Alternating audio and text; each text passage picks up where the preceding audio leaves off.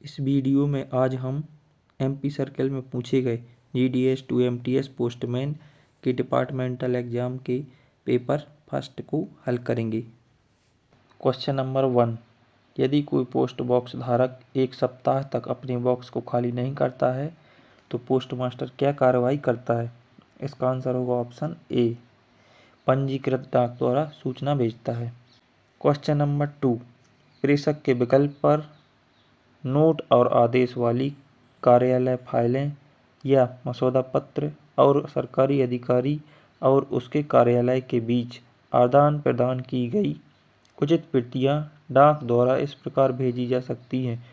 इसका आंसर होगा option D, उपरोक्त सभी पत्र द्वारा, पैकेट द्वारा, पार्सल द्वारा, यानी कि तीनों प्रकार से भेजी जा सकती हैं। क्वेश्चन नंबर 3, सेवा डाक टिकटों का उपयोग करने के लिए अधिकृत अन्य सभी सरकारी अधिकारियों के अलावा द्वारा पोस्ट किए गए पत्रों के लिए आवश्यक उपशीर्षक क्या है? आंसर होगा सेवा पर, यानी ऑन सर्विस। क्वेश्चन नंबर 4, किसी आधिकारिक डाक वस्तु पर सेवा टिकट के बजाय साधारण डाक टिकट का उपयोग करने का क्या परिणाम होगा? इसका आंसर होगा ऑप्शन बी, संबंधित अधिकारी को अनियमितता की सूचना दी जाएगी। क्वेश्चन नंबर 5, पीएलआई आरपीएलआई में चिल्ड्रन पॉलिसी में बच्चों की आयु होनी चाहिए।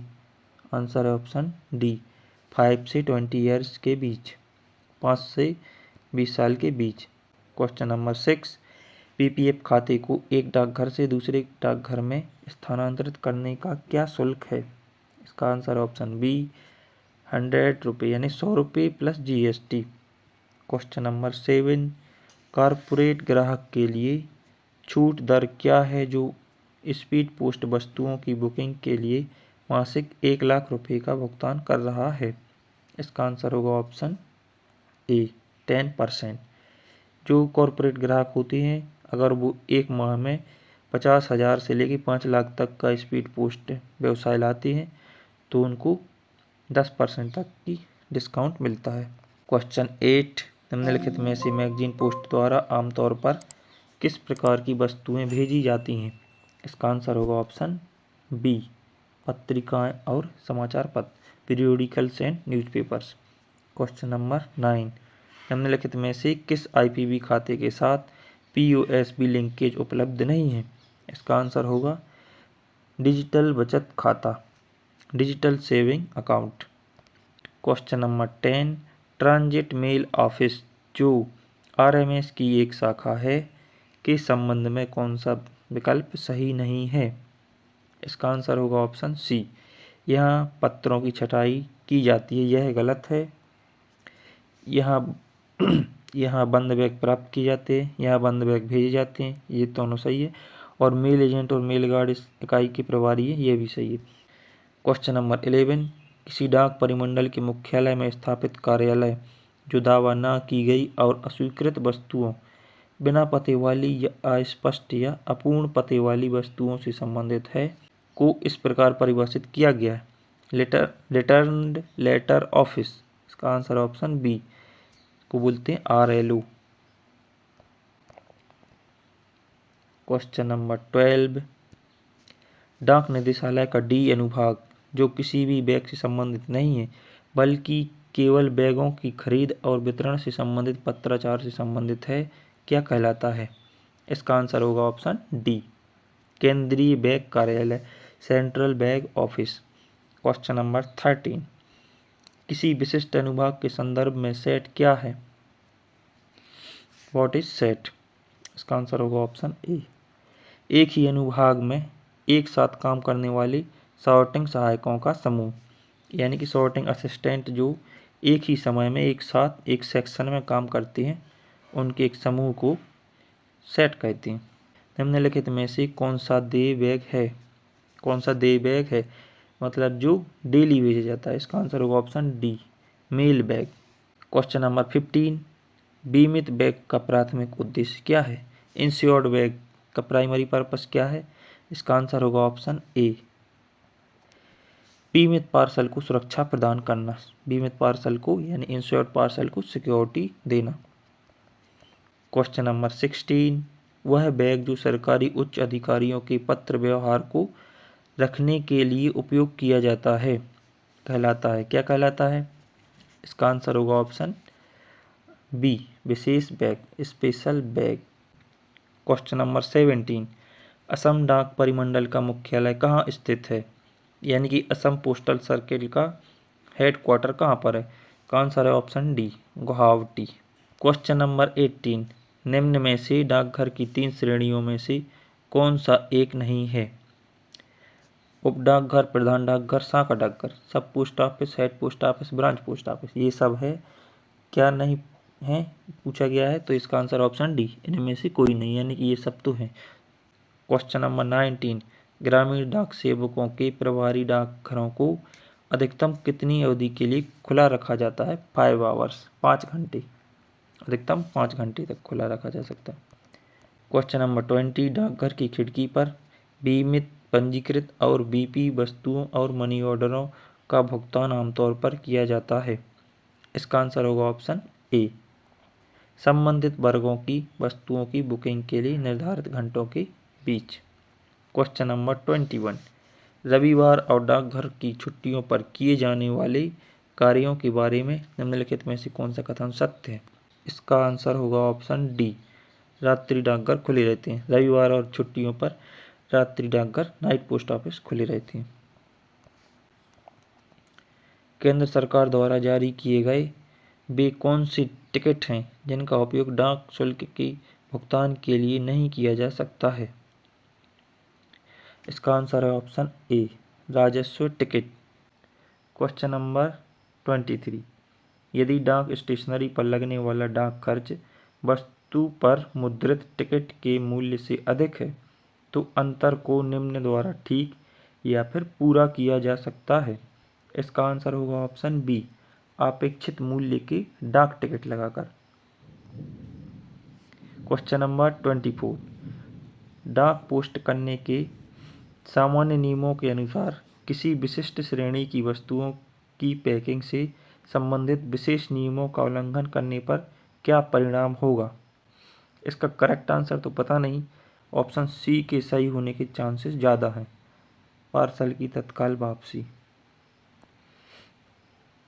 क्वेश्चन नंबर 25, अंतर्देशीय डाक के रूप में सिक्कों, बुलियन, कीमती पत्थरों, आभूषणों, सोने या चांदी की वस्तुओं और करेंसी या बैंक नोटों को भेजे जाने के बारे में क्या सही है?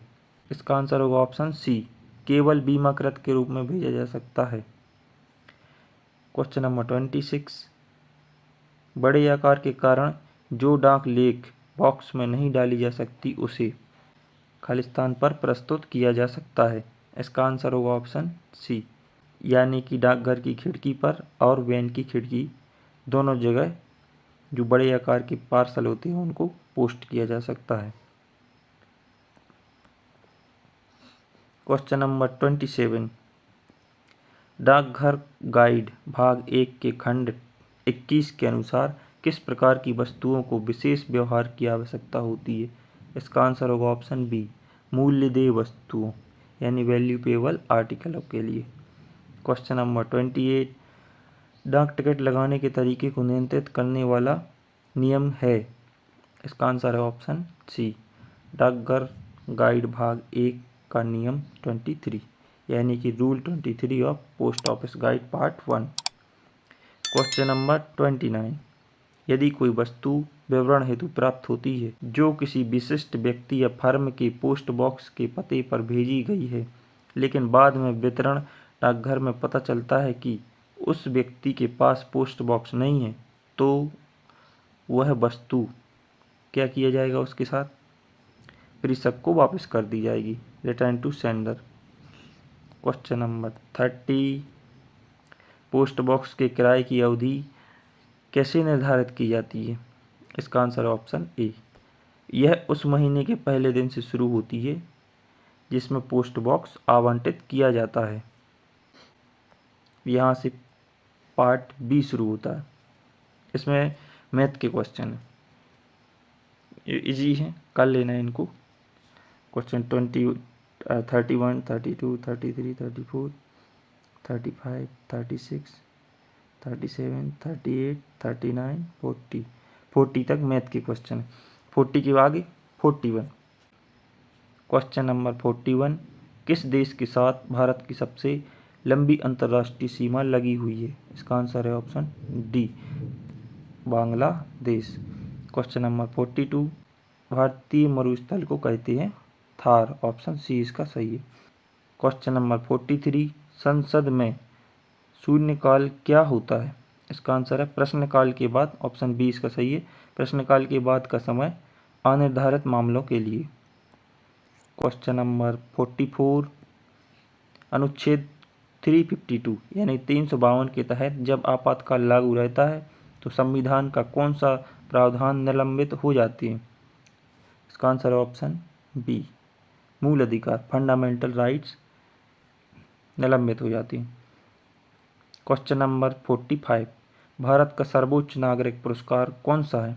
इसका आंसर है option D, Bharat Ratna. Question number 46, Chandrayaan 3 mission किससे संबंधित है? आंसर है option C, lunar mission. Question number 47, किसने यह गीत सारे जहां से अच्छा हिंदुस्तां हमारा लिखा था? इसका आंसर है option C, Iqbal. Question number 48, नीचे 1857 की क्रांति के दौरान उनके नेतृत्व क्षेत्रों का युग्म है, गलत युग्म को छांटिए। इसका आंसर है ऑप्शन ए, झांसी की रानी लक्ष्मीबाई। झांसी की थी, इसमें लिखा है इंदौर, ये पहला ही गलत है। इसका आंसर ऑप्शन ए।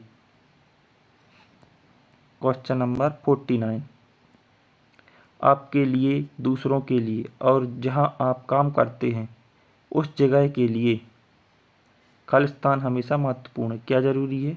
आदर, रिस्पेक्ट।